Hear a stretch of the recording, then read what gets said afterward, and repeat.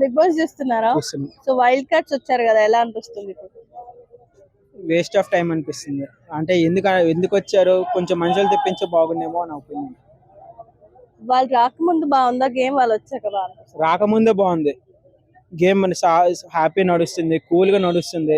Game అలా నడుస్తూనే ఉంది. వీళ్ళు వచ్చి మధ్యలో పొల్లలాటం కానీ ఇవన్నీ చేస్తున్నారు. ఓకే, దువ్వాడ మాధురి గారు అన్నిటికీ అరవడము గొడవలు చేయడం స్టార్ట్ చేశారు కదా వచ్చినప్పటి నుంచి. ఆడు ఎలా బయటే అంత అనిపిస్తుంది? అండి.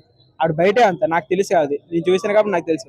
ఆడు బయటే అంత బేసికల్లీ. ఎందుకంటే మా పక్క ఊరే ఆవిడది బేసికల్లీ. మా బయట కొన్ని ఫ్యామిలీ ఇష్యూస్ వల్ల ఆమె మధ్య దూరడం కానీ, ఒక నిండు అనకూడదు కానీ ఒక నిండు కాపురానికి వచ్చి పొల్లెట్టి మంటలేపి కాపురం విడదీసిన రకం ఆవిడ. నేను ఇప్పటికీ ఆశ్చర్యపడి ఎందుకు రప్పించారా అని, ఎందుకు పనిలేని దాన్ని రప్పించారని.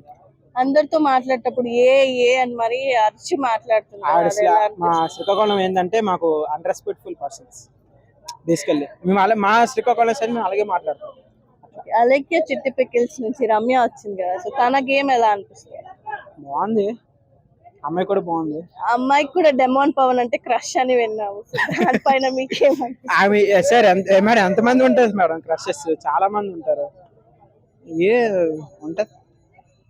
డెమోన్ పవన్ అండ్ రీతుది ఎలా అనిపిస్తుంది? వాళ్ళిద్దరిది ఫ్రెండ్షిప్ అంటారా, లవ్ అంటారా? ఎవరెవరు? Demon Pavan and Ritu. ఎందుకో లవ్ అనిపిస్తుంది.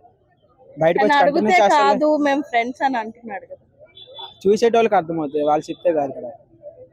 అండ్ వాళ్ళ రీజన్ వాళ్ళకుంటే, మా రీజన్ మాకుంటాయి. అట్లా భరణి గారి గేమ్ ఎలా అనిపిస్తుంది? బాగుంది. కొంచెం ఇంప్రూవ్ చేసుకుని మాస్క్ కొంచెం తీసి, ప్రెసెంట్ బాగానే ఉంది. ఆ మాస్క్ అనేది కొంచెం తీసి ఈ రిలేషన్స్ కొంచెం అంటే ఉండుకోవచ్చు, తప్పేం లేదు. కొంచెం ఒక 10% 20% దూరం పెట్టి గేమ్ ఫోకస్ చేస్తే బాగానే ఉంటుంది నా ఒపీనియన్.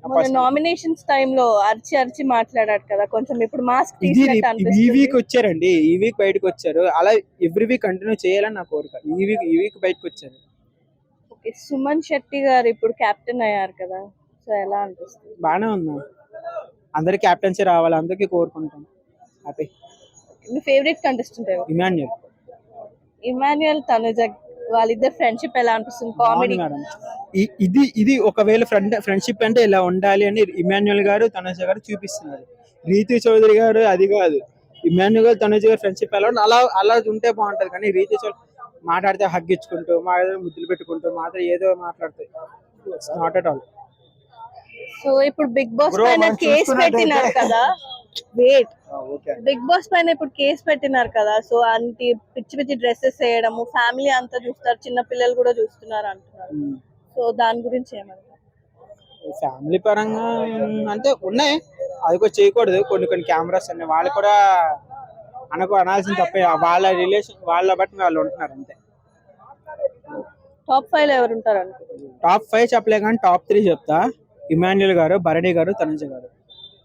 విన్నర్ ఎవరు అవ్వాలని? విన్నర్ ఇప్పుడు చెప్పలేదు మేడం. ఈ టాప్ 3 మాత్రం పక్కా.